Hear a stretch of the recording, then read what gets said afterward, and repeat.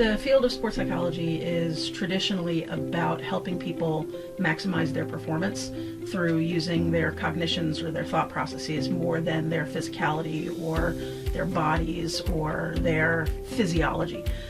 So sports psychology is really the practice and science of training yourself to think better so that you can perform better.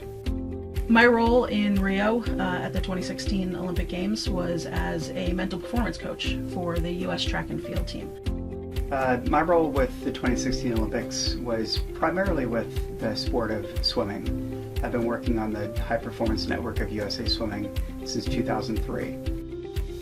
Being at the Olympic Games is a really interesting experience because you have this idea of what you think it's going to be before you get there. And in a lot of ways, it definitely lives up to that. The spectacle, the grandeur, the overwhelming sense of pride that you get from that is definitely a piece of it. But then once you get there and you unpack your bags, it's time to go to work. Sometimes an athlete just kind of shows up at Olympic trials or shows up at the Olympic Games. And then they let the energy, the environment dictate what they're thinking, their focus, their energy level. But that's a really dangerous game to play. What I want an athlete to do is to go into that environment prepared for what it's going to feel like, prepared for the distractions ahead of time, have a plan for what they're going to be thinking, how they're going to be thinking it. As an associate professor of sports psychology at Cal State Fullerton, pretty much what I do on the ground at an Olympics or at a World Championships is exactly what I'm talking about in the classroom with our students.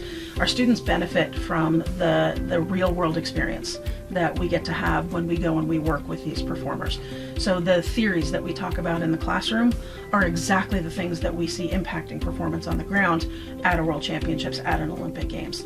So the opportunities that I have as a consultant in the quote-unquote real world are the exact examples that I get to use to make the curriculum come to life for our students in the classroom.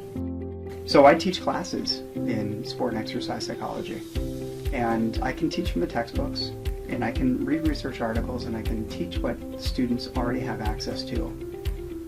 And I can also bring in these experiences. What's it really like to do this work? I can tell you very honestly that there probably is not another program in the country at the master's level for sure that has the faculty who are involved at these levels as we have at Fullerton.